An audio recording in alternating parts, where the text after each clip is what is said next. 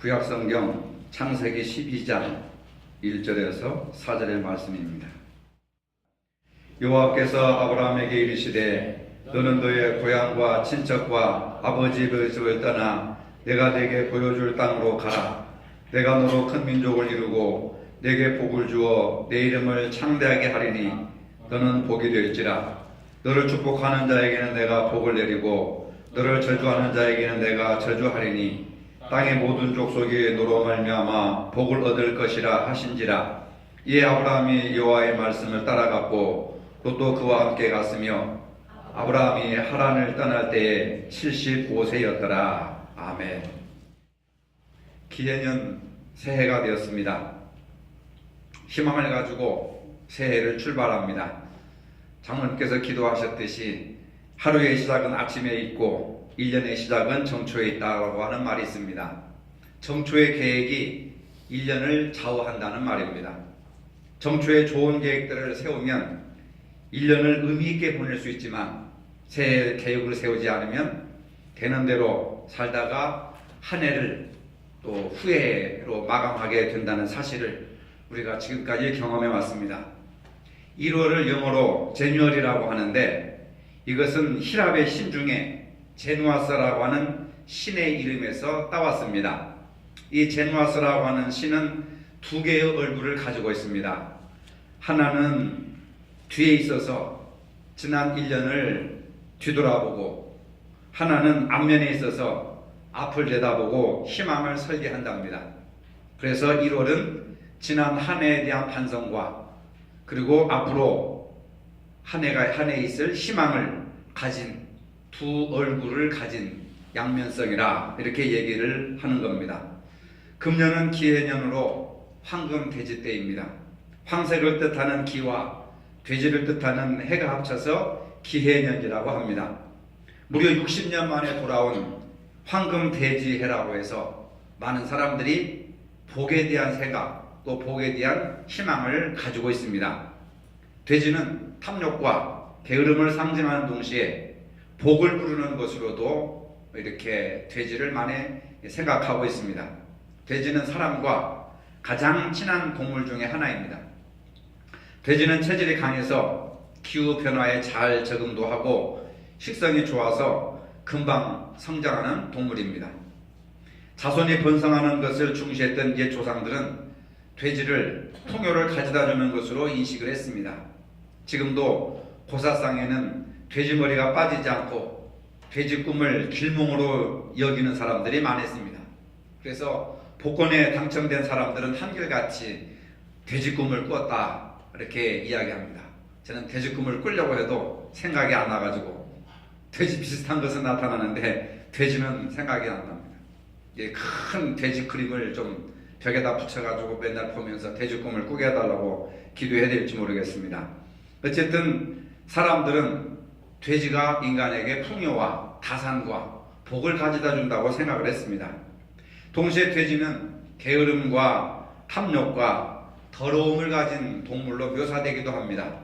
성경 마태복음 7장 6절에 돼지 목의 진주 목걸이와 같은 이야기를 하는 것으로 보아서 성경에서는 돼지를 부정적인 의미로 이렇게 해석하는 말들이 많이 있습니다. 덕담에 이렇게 사람들이 새해 복 많이 받으세요 라고 하는 말을 많이 합니다. 하지만 기독교에서는 복은 황금돼지가 가져다 주는 것이 아니고 오직 하나님께서 우리 인간에게 복을 주신다. 그래서 하나님이 만복의 근원이 되신다라고 소개하고 있습니다. 복에 대해서 얘기하려면은 아브라함을 빼놓을 수가 없습니다. 아브라함은 신앙을 통해서 복을 받은 사람입니다. 아브라함의 신앙을 보면은 믿음이 아주 좋은 사람이었습니다. 그래서 믿음의 조상이라고 합니다. 아브라함 이전에 얼마나 많은 사람들이 살다 죽었습니까? 아담과 하와에서부터 그 수많은 사람들이 죽어갔지만은 그러나 아브라함을 믿음의 조상이라고, 믿음하면 아브라함이라고 이렇게 성경은 특정을 하고 있습니다. 로마서 4장 16절에도 보니까 아브라함은 하나님 앞에서 우리 모든 사람의 조상이라.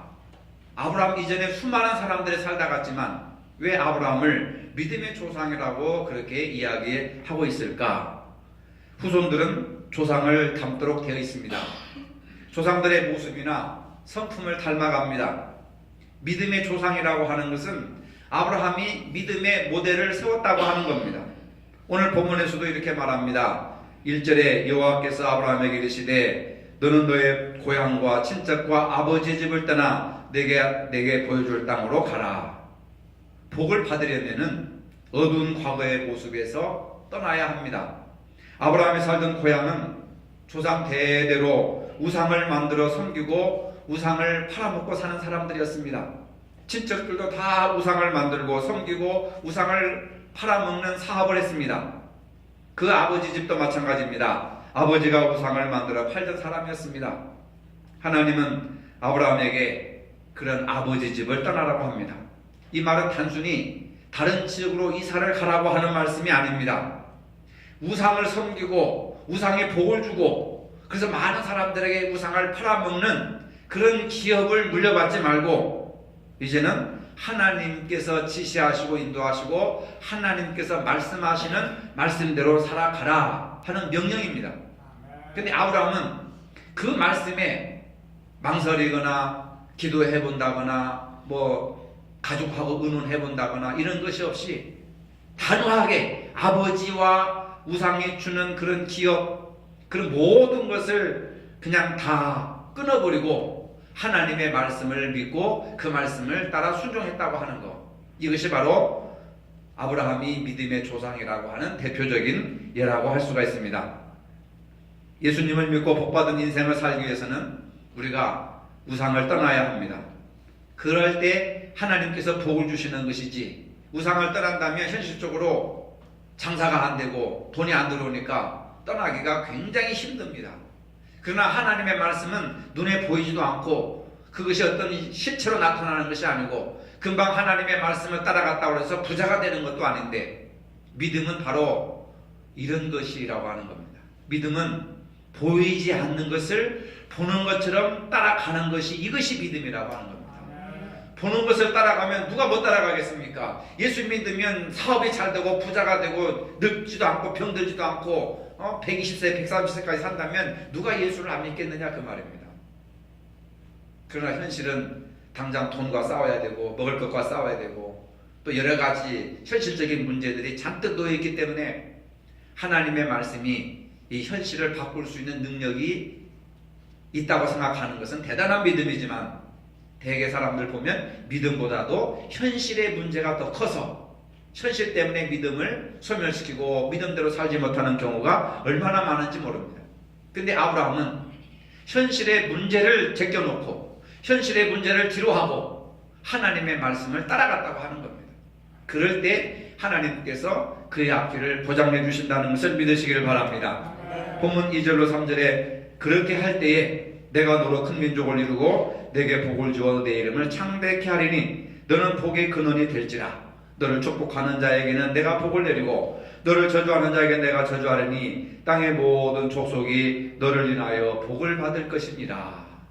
하나님의 말씀에 순종하고 살아가는 사람은 복의 표본이 되고 복의 기본이 되고 복의 모델로 삼을 것이다. 너를 축복하는 자는 그 사람도 복을 받고 너를 저주하는 자는 그 사람도 저주를 받을 것이다. 너는 복의 모델, 복의 기준이 될 것이다 라고 하는 겁니다. 아브라함을 복의 근원이 되게 하는 하나님의 계획이 담겨 있습니다. 아브라함이 이와 같은 복을 받은 것은 아브라함 자체가 잘나고 똑똑해서 된 것이 아닙니다. 인격적으로 훌륭해서 그렇게 된 것이 아닙니다. 아브라함은 우리와 같이 실수투성이었습니다. 또 굉장히 소심한 사람이었습니다. 자기가 살기 위해서 아내를 누이라고 속였던 사람입니다. 얼마나 비겁하고 비열한 사람입니까? 하나님께서 자녀를 주신다고 약속하셨는데도 그걸 못 참고 부인의 몸종을 통해서 자식을 얻은 사람입니다. 그럼에도 불구하고 하나님께서 아브라함을 믿음의 조상으로 세워주시고 복을 주신 것은 전적인 하나님의 은혜라고 하는 겁니다. 우리가 예수 믿고 구원받은 것은 우리의 노력과 의지로 된 것이 아니라 전적인 하나님의 은혜로 된 것처럼 아브라함이 복의 근원이 되고 축복을 받은 것은 하나님의 은혜라고 하는 겁니다. 아브라함도 저와 여러분들과 똑같은 사람이에요. 똑같이 실수하고 비겁하고 소심하고 의심 많고, 그렇지만 한 가지 잘한 것이 뭐냐? 하나님의 말씀을 집중적으로 그 말씀을 고집스럽게 따라갔다는 거. 그래서 믿음의 조상이 되었다고 하는 겁니다. 10가지 부족한 점이 있어도 딱 하나, 하나님을 믿고 의지하는 그 믿음을 보시고 하나님께서 축복하셨다는 것을 믿으시기를 바랍니다. 우리는 이런 설교를 하면 많은 사람들이 아브라함처럼 어떻게 따라가? 나는 아브라함과 비교도 안 돼. 그런 사람들은 태어난 하나님이 선택한 사람이야. 나는 안 돼. 나는 죄가 너무 많아. 나는 부족한 것이 너무 많아. 하지만 아브라함도 부족한 것이 너무 많았습니다. 9가지 실수하더라도 한 가지 딱 하나님의 마음에 들면 그 한 가지 때문에 은혜를 베푸셔서 축복하신다는 것을 믿으시기를 바랍니다. 여러분, 하나님 뜻대로 살아가기만 하면 복은 따라오게 되어 있다는 겁니다. 아브라함이 하나님께 받은 복이 무엇입니까? 장수와 건강의 복을 받았습니다. 창세기 25장 7절에 아브라함의 향년이 175세라. 175세. 당시로서는 얼마나 하나님께서 축복해 주셨는지 아브라함이 건강하고 장수했다고 하는 겁니다. 그 다음에 자녀의 축복을 받았습니다. 창세기 25장 2절에 그가 시므란과 욕산과 무단과 미디안과 이스박과 수아를 낳았고 라고 하는 기록이 있습니다. 여기에 6명의 자녀를 낳았습니다. 그 이전에 하갈의 봄에서 이스마엘을 낳았고 이삭까지 모두 8명의 자녀를 낳았습니다. 지금은 자녀 많이 낳는 것이 복이 아니라고 생각하지만 고대 시대 때는 자식이 많은 것이 재산이고 축복의 상징이었습니다.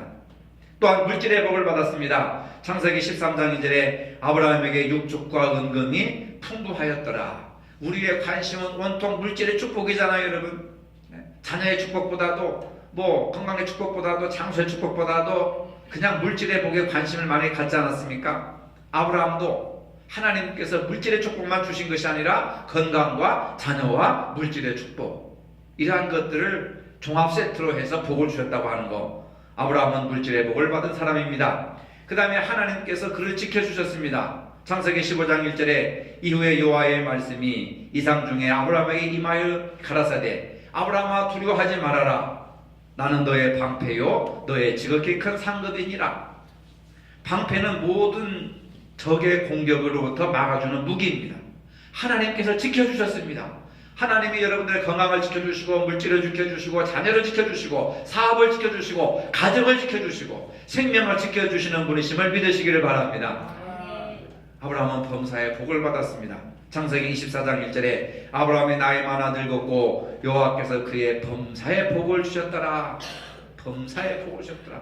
무엇을 하든지 들어가도 복을 받고 나가도 복을 받고 시냇가에 심은 나무가 계절을 따라서 잎사귀를 맺고 열매를 맺은 것 같이 범사가 형통해졌더라. 왜? 하나님께서 복의 근원이 되시기 때문에 하나님과 통하면 그 복이 우리에게도 축복의 통로로 물이 이렇게 흐르듯이 수도관을 통해서 물이 흐르듯이 축복의 통로 연결만 되면 하나님의 축복이 우리에게 임한다고 하는 사실입니다. 그런데 중요한 것은 이러한 축복이 하루아침에 이루어진 것은 아니라고 하는 겁니다. 아브라함은 복을 받기까지 많은 시간을 인내했습니다. 히브리서 6장 15절에 저가 이같이 오래 참아 약속을 받았느니라. 오래 참아 약속을 받았느니라. 아브라함이 75세에 분을 받았고 100세에 자식을 얻었습니다. 그 동안 25년 동안 참고 인내하며 기다렸습니다. 여러분, 고린도전서 13장에 사랑장이라고 하는데 사랑은 뭐예요? 사랑은 오래 참고 인내하고 기다리는 것이 사랑입니다. 그 사람에 대해서 기다려주는 것, 그 사람에 대해서 인내해주는 것, 그것이 바로 사랑이라고 하는 겁니다. 먹을 것 주고 마실 것 주고 이것만이 사랑이 아니에요.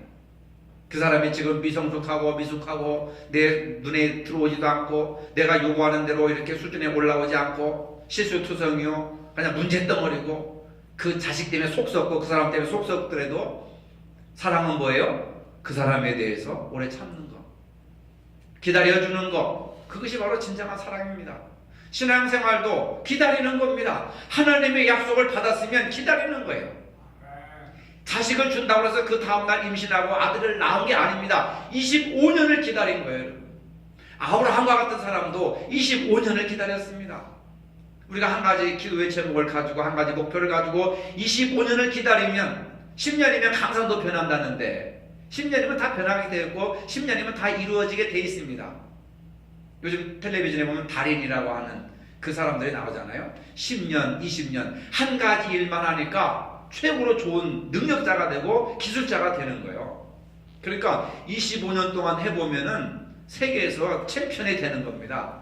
여러분, 세상 물질적인 것보다도 영적인 것에 하나님의 약속의 말씀을 믿고 기다리면 달인이 되는 거예요.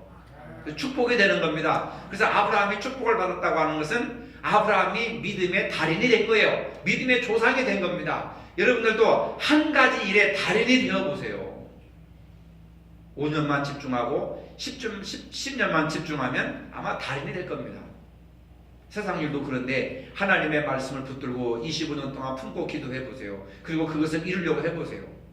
대저 하나님의 모든 말씀은 능치 못하심이 없느니라. 근데 축복받는 비결이 있습니다. 첫째, 예배 생활의 승리입니다. 아브라함은 예배 생활의 승리를 통하여서 복을 받은 사람입니다. 아브라함이 가는 곳마다 제단을 쌓았다고 했습니다. 제단은 지금으로 말하자면 예배 드리는 겁니다. 창세기 12장 7절에 여호와께서 아브라함에게 나타나 가라사대 내가 이 땅을 내 자손에게 주리라 하신지라 그가 자기에게 나타나신 여호와를 위하여 그곳에 단을 쌓고 하나님이 나타나신 곳마다 단을 쌓았다는 거예요. 단은 뭐예요? 하나님 앞에 예배 드리는 겁니다. 요즘 말로 말하면 예배 드리는 거예요. 하나님께 가장 먼저 단을 쌓고 예배를 드렸습니다. 그러니까 복을 받지 않을 수가 없어요. 하나님께 예배 드리는 자, 하나님의 복을 안 주시겠습니까? 창세기 12장 8절에도 거기서 베델 동편 산으로 옮겨 장막을 치니 서는 베델이요 동은 아이라 그가 그곳에서 여호와를 위하여 단을 쌓고 여호와의 이름을 부르더니 가는 곳마다 제단을 쌓았어요. 가는 곳마다. 우리 믿음의 사람들이 뭘 제일 많이 해야 되느냐? 하나님 앞에 예배 드리는 것을 즐거워하고 기뻐하고 예배 드리는 것을 제일 우선순위로 해야 돼요. 아브라함의 신앙을 통해서 우리가 배워야 할 것은 예배 성공이 인생 승리다. 따라합시다. 예배 성공이 인생 승리다. 좀 크게 봅시다. 예배 성공이 인생 승리다. 여러분 금년 한 해 복을 받고 장수하고 무탈하고 형통해지기를 원하신다면 뭘 먼저 힘써야 돼요? 예배의 성공자가 되란 말입니다. 예배에 성공하면 인생에 성공하는 거예요. 그러니까 복 주세요, 복 주세요. 황금 송아지, 황금 돼지 앞에서 복 달라고 돼지가 복을 줘요 사실? 나는 아닌 것 같아요. 돼지가 복을 주는 것이 아닌 것 같아요. 근데 참 사람들이 돼지를 이렇게 꿈꾸잖아요. 삼겹살을 먹지 말든지. 여러분 우리가 성공하기를 원한다면 성공하게 해달라고 하는 것보다도 예배의 성공자가 되면 하나님이 예배하는 자에게 복을 주시는 거예요. 그게 아브라함의 모델로 우리에게 보여주신 겁니다. 그래서 예배의 성공자가 인생에 성공하고 인생에 승리한다고 하는 겁니다. 예배라고 하는 단어를 보면은 최고의 가치를 하나님께 돌린다는 거예요. 자, 여러분 보세요. 예배를 잘 드리는 사람이 왜 하나님의 복을 주시냐면은 예배라고 하는 워십이라고 하는 말 뜻 속에는 최고의 가치를 하나님께 드린다는 거예요. 최고의 가치를, 즉 최고의 정성, 최고의 마음, 최고의 시간, 최고의 물질을 하나님께 드린다는 겁니다. 구약시대 때 제사를 드릴 때 병든 것이나 저는 것이나 문열이 이런 건 안 드렸어요. 양이나 염소나 짐승 중에서도 최고로 좋은 거 6마리 있으면 6마리 중에서 최고로 튼튼하고 제일 돈 많이 나갈 거 제일 건강한 걸 하나님께 드린 겁니다. 그걸 하나님이 받으신 거예요. 그러니까 우리는 물질을 요구하는 것이 아니라 최고의 정성, 최고의 마음, 최고의 시간, 마지막에 최고의 물질, 하나님께 예배드린다고 하는 것은 모든 걸 다 최고로 드린다는 건 최고. 그냥 먹고 남아서 그냥 쓸데없어서 드리는 것이 아니에요. 그러니까 할 일 없어서 교회 나오는 것이 아니라 할 일이 너무너무 많았지만은 그 모든 것을 다 포기하고 하나님께 예배 드리러 나오는 것이 최고의 정성을 드리는 거예요. 근데 많은 사람들이 그렇잖아요. 주일날 뭐 할 일 없으면 나갈게요. 그리고 무슨 조금 할 일 있으면 그 일 때문에 교회를 못 나와. 그건 최고의 정성을 드리는 것이 아닙니다. 안 바쁜 사람이 어디 있어요? 월요일부터 주일까지 안 바쁜 사람이 어디 있습니까? 다 바쁘지요. 다 사연이 있고 문제가 있잖아요. 근데 최고의 예배를 드리고 최고의 정성을 드린다는 것은 자식이 아파서 병원에 입원했어도 주일날만큼 하나님 앞에 나와서 예배 드릴 수 있는 마음이 돼야 된단 말이에요. 예. 남편이 어디 가자고 해도 여보 다른 날 가, 토요일 날 가, 주일날은 예배 드려야 돼 하고 단호하게 끊고 주일날 나와서 예배 드리는 게 이거의 최고의 정성, 최고의 마음을 드리는 거예요. 여러분 새해에는 노력하시기를 바랍니다. 예배를 그냥 드리는 것이 아니라 최고의 정성, 최고의 시간, 최고의 물질. 그래서 주일날 교회 가려고 토요일날부터 마음 준비를 해야 됩니다. 토요일날 저녁에는 막 12시, 1시, 2시까지 자다가 놀다가 뭐 하다가 주일날 교회 나오려면 얼마나 힘들어요. 아, 내일은 주일날 가서 하루 종일 봉사하는 날이니까 토요일날 저녁은 내가 좀 일찍 자야 되겠다. 이런 마음가짐이 돼야 된다니까요. 이게 최고의 정성과 최고의 시간을 드리는 겁니다. 하나님은 지금도 돈 많은 자를 찾지 않으십니다. 예배하는 자를 찾으십니다. 요한복음 4장 23절 24절에 아버지께 참으로 예배하는 자들은 신령과 진정으로 예배할 때가 오나니 곧 이때라. 아버지께서는 이렇게 자기에게 예배하는 자들을 찾으시느니라. 하나님은 예배하는 자들을 찾으시는 거예요. 성령과 진리로 최고의 정성으로 예배하는 자들을 찾으시는데 왜? 복을 주시려고 찾으신다는 거예요. 근데 우리는 엉뚱하게 돼지 앞에 가서 복을 주세요, 복을 주세요. 뭐 그냥 1월 달에 뭐 해 뜨는 데 가서 산골때 가서 복을 주세요, 복을 주세요. 아니라니까요. 예배에 최고의 정성을 드리면, 예배에 성공하면 여러분들은 축복은 그냥 호박 너 글자에 따라오는 줄로 믿으시기를 바랍니다. 분명히 얘기했잖아요. 예배하는 자들을 찾으시느니라. 복을 주시려고 찾으시는 거지 책망하려고 찾으시는 분이 아니시지 않습니까? 하나님은 영이시니 예배하는 자가 신령과 진정으로 예배할지니라. 복받는 비결 두 번째, 말씀에 순종하는 믿음입니다. 아브라함을 통해서 우리가 지금 복받는 비결을 얘기하잖아요. 여호와께서 아브라함에게 이르시되 너는 너의 본토 친척 아버지 집을 떠나 내가 내게 지시할 땅으로 명령할 땅으로 가라. 그리하면 내가 너에게 복을 주시겠다. 그래서 아브라함은 뒤돌아 돌아보지도 않고 생각해보지도 않고 이 아브라함이 여호와의 말씀을 쫓아갔고 하나님의 말씀을 그대로 따라갔던 것을 볼 수가 있습니다. 여러분 순종이 믿음인 것을 믿으시기 바랍니다. 따라해봅시다. 순종이 뭐예요? 믿음이에요. 순종이 믿음. 중세 유럽의 한 수도원에서 제자 삼는 테스트를 하고 있었습니다. 누구나 다 이렇게 제자가 되기 위해서 왔는데 두 똑똑한 청년이 왔습니다. 첫째 관문은 밭에다가 배추를 심는 것이었습니다. 근데 수도원 원장이 이상한 방법으로 배추를 심으라고 했습니다. 바로 원장은 제자가 되기 위해서 찾아온 두 청년에게 밭으로 데려갔습니다. 그리고 이상하게 배추의 뿌리를 땅에 심지 말고 하늘을 향해 심어라. 말이나 됩니까? 배추 뿌리를 땅에다 심어야 배추가 살아나지. 땅에다 심지 말고 배추 뿌리를 뒤집어서 하늘을 향해서 심어라. 첫째 청년은 수도원장의 말대로 배추 뿌리가 하늘을 향해 심었습니다. 두 번째 청년은 가만히 생각해 보니까 이게 아닌 거거든요. 아니 배추를 땅에다 심어야지, 뿌리를 땅에다 심어야지, 하늘을 향해 심으면 배추가 죽거든. 그래서 자기가 생각하는 대로 땅에다 심었습니다. 이것을 가만히 살펴본 원장은 두 번째 청년에게 배추를 땅에다 심은 청년에게 청년처럼 똑똑한 사람은 집으로 돌아가십시오.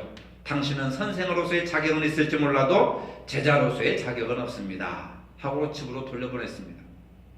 이 시험은 바로 순종하느냐 하지 않느냐. 원장이 비록 상식에 어긋나고 도리에 어긋나는 배추 뿌리를 하늘을 향해 심으라고 했으면 그건 상식에 어긋나고 도리에 어긋나는 거죠. 그러나 그 말에 순종하는지 안 하는지 그걸 본 거예요.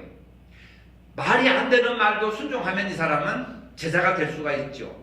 그러나 자기 식대로 생각하면 선생은 될 수 있어도 제자가 될 수 없으니까 당신은 이 수도원에 들어올 자격이 없다. 여러분 우리가 하나님의 말씀이 우리의 상식과 도리에 맞지 않더라도 하나님의 말씀이니까 순종할 때 하나님이 그 순종의 여부를 보시고 복을 주신다고 하는 것을 믿으시기를 바랍니다.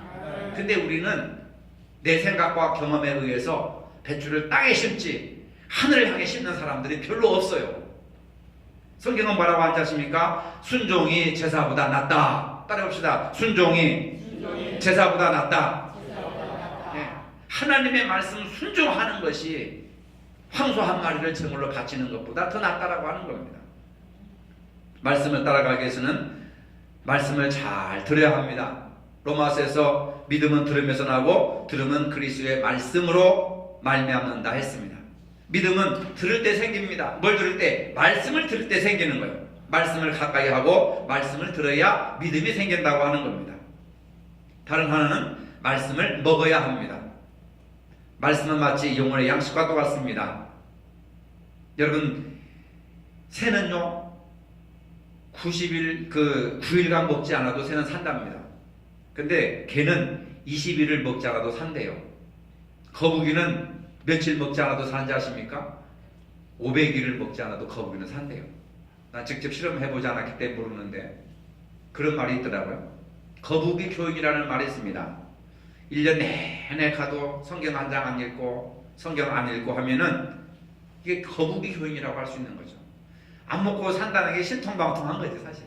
네? 그렇죠? 우리는 하나님의 말씀을 먹어야 돼요. 아침, 점심, 저녁을 먹어야 근육이 쓰고 힘을 지탱하는 것처럼 하나님의 말씀을 먹어야 된다. 사실 우리가 사는 현실이 얼마나 강박하고 빡빡하고 힘든지 말할 수가 없습니다. 날이 갈수록 육신이 지치고 물질 때문에 어려움을 당하는가 하면 마음이 병들고 영혼이 죽어가고 고달픈 삶을 살아가는 우리의 현실들을 우리가 보게 되는 겁니다. 이러한 현실 때문에 신앙을 버리고 사는 사람들이 우리 주변에 많이 있습니다. 하지만 시편 119편 105절에 주의 말씀은 내 발의 등이요 내 길의 빛이니이다. 하나님의 말씀은 내 발의 등이요 내 길의 빛이니이다.